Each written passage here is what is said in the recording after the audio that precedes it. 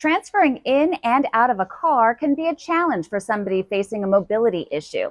That's why we're here at NeuroLab 360 in Encinitas to get some tips from the experts. Today we're talking to Dr. Megan George and Dr. Christine Negretti. Thank you so much. Tell me about NeuroLab 360.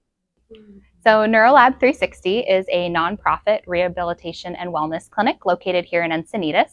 We offer one-on-one physical therapy, group exercise classes, and education seminars, and we specialize in working with people with any neurologic diagnosis. Today we're talking about transferring in and out of a car. So should we go outside? Yeah, let's go. Okay, great. Some tips before completing a car transfer are to make sure that you're parked somewhere where you have space to open the door up all the way, and then make sure that you slide the seat back. That's going to allow for more room when you want to get the legs into the car. If you're caring for somebody that's using a walker, there's a few things that you can do to make the transfer more safe. We want to make sure that we're going to walk all the way forward, as close as we can get, and then we'll turn all the way around and then back all the way up so that you're touching the car. Feel the car with your legs? Perfect. And then we'll go ahead and lock the walker just to make sure that it's not going to roll away. And then I'll have you reach back with one hand just on a stable surface, and you can go ahead and sit down. Perfect. Never pull on the door. Megan, if you'd like to hold there, you can help.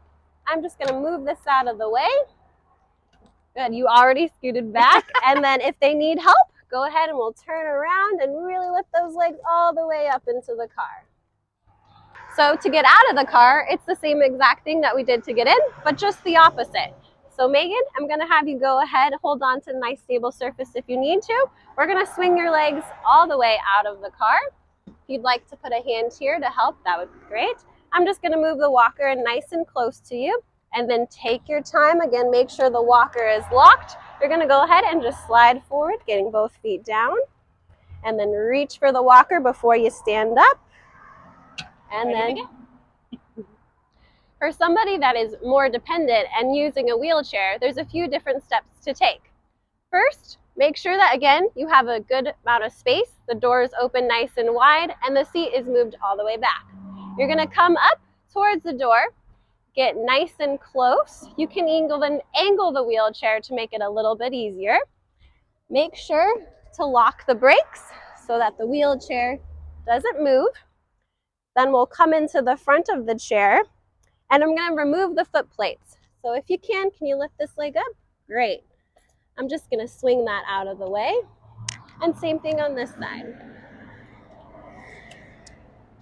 And I'm just going to remove this footrest just because we were a little bit closer to the car. So before we get up, Megan, I'm going to have you scoot all the way to the edge of the chair. Great. So now we're going to complete the stand. You don't want them to pull on your neck or on your body. You really want them to use those arms to help with the lift. So we have a gait belt on Megan right now. It's just an extra safety component. It's how you can pull on to help stand. Sometimes if they don't have a belt, just want to make sure that you're wrapping your hands around the waist. If somebody has a little bit more leg weakness, you can always kind of block their knees in the front so that they don't buckle when we come to a stand. I have the gait belt, so I'm going to go ahead and and hold it. And then Megan, we're going to stand up on the count of 3. Give me a big push. Ready? 1, 2, 3. Once we're up into standing, if they need a little bit of extra upper extremity support, Megan, you can hold on to my arms if you'd like. And now we're just going to do a little bit of a pivot towards the car, okay? So let's take a few steps together. And then we're going to walk all the way back so that you feel the car behind you. Feel that? And then I'll let you go ahead and reach back onto a stable surface and then slowly sit down. Got a hand there? Great. Now, since we're up in a high vehicle, I'll have you try and go ahead and bring one foot up.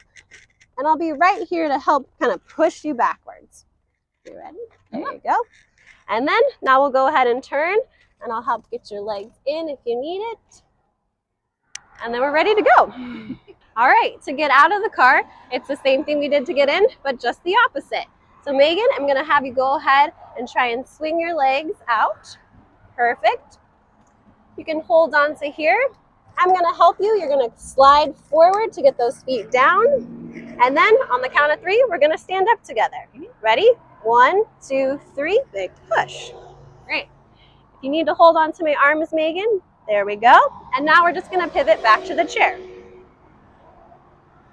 We already have the wheelchair locked, so we know it's not gonna move. When you're ready, Megan, go ahead and reach back with one hand and we'll slowly sit down together. Here we go. Great. And then do you feel like you're all the way back in the chair? Now I am. Perfect. All right. And then we're gonna go ahead and bring the foot plates back. You can go ahead and put one foot on there. And same thing on the other side. I'm gonna move the chair, whoops, excuse me. Just a little bit. All right. And then we'll unlock the chair. And we're ready to go. So there's a few things that people do that are definitely a no-no. One of the biggest ones, especially if you have issues with your balance, is to hold on to the door and try and swing one leg in and then try and get into the car. The door is really unstable, so if you need to use it for actually some support, it's just gonna come with you and then you can fall. Another reason why we don't wanna step up onto that one leg is it requires a lot of balance. We're working or challenging our single leg stance. So I think those are the 2 big no-nos. We wanna make sure that we're coming up to the car, turning all the way around, and then really grabbing onto a stable surface to help us get inside. Thank you for watching our video on how to safely get in and out of the car. Happy travels!